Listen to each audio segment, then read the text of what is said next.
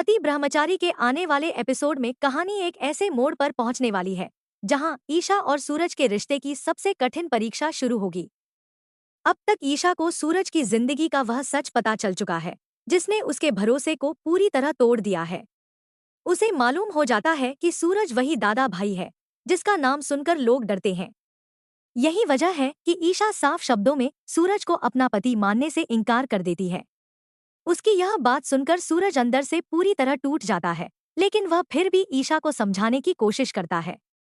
दूसरी ओर पूरे परिवार को डर सताने लगता है कि अब हालात पहले जैसे नहीं रहेंगे और ईशा कोई ऐसा फैसला ले सकती है जिससे सब कुछ बदल जाएगा। आने वाले एपिसोड में ईशा बेहद गुस्से में पूरे परिवार के सामने कहती है कि वह किसी गुंडेमाली के घर में एक पल भी नहीं रह सकती। उसके लिए अब इस घर में कोई अपना नहीं बचा है। ईशा की यह बात सुनते ही पूरे परिवार के होश उड़ जाते हैं। सबसे बड़ी बात यह होती है कि उस समय ताई माँ भी वहां मौजूद नहीं होती, जो हमेशा की तरह उसे रोक पाती।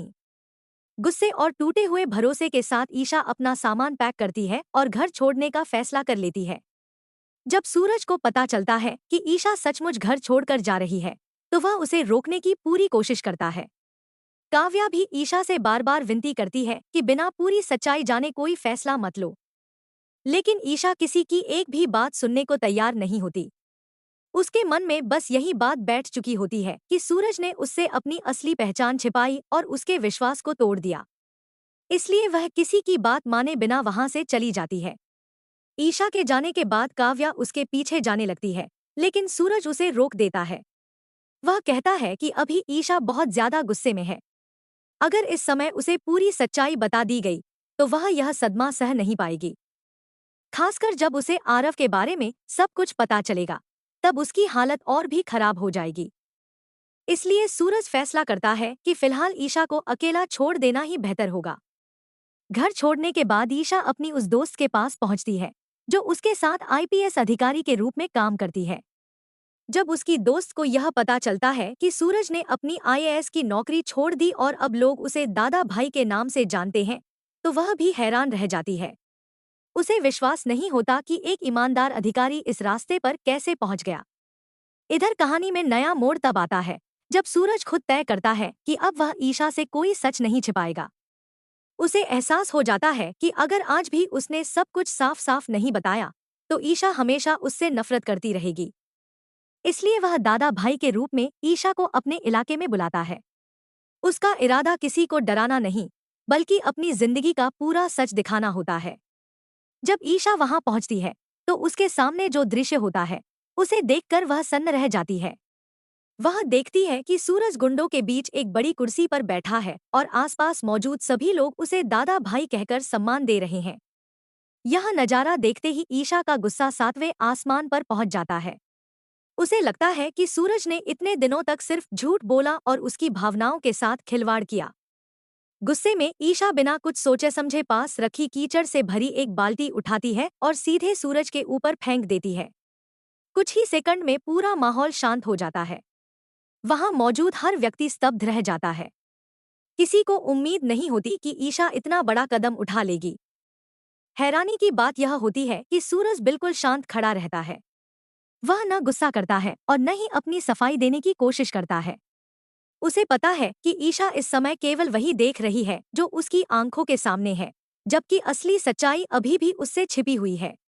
काव्या तुरंत बीच में आती है और ईशा से कहती है कि पहले पूरी बात सुन लो, उसके बाद जो फैसला लेना हो ले लेना। लेकिन ईशा का गुस्सा कम होने का नाम नहीं लेता। उसके लिए इस समय सबसे बड़ा सच यही है कि उसका पति दादा भाई निकला। इसी बीच पूरन अंदर जाता है और सहारा देकर अरविंद जी को बाहर लेकर आता है। अरविंद जी को अपने पैरों पर खड़ा देखकर वहां मौजूद सभी लोग भावुक हो जाते हैं। सबसे बड़ा झटका ईशा को लगता है, क्योंकि उसे बिल्कुल उम्मीद नहीं थी कि अरविंद जी की तबीयत में इतना सुधार हो चुका है। कुछ पल के लिए वह पूरी तरह खामोश हो जाती है। उधर काव्या कमरे में जाती है और अपने दिवंगत पति आरव की तस्वीर लेकर वापस आती है। रोते हुए वह ईशा से कहती है कि अब समय आ गया है कि उसे पूरी सच्चाई पता चलनी चाहिए। काव्या बताती है कि आरव अब इस दुनिया में नहीं रहा। यह खबर सुनते ही ईशा के पैरों तले जमीन खिसक जाती है।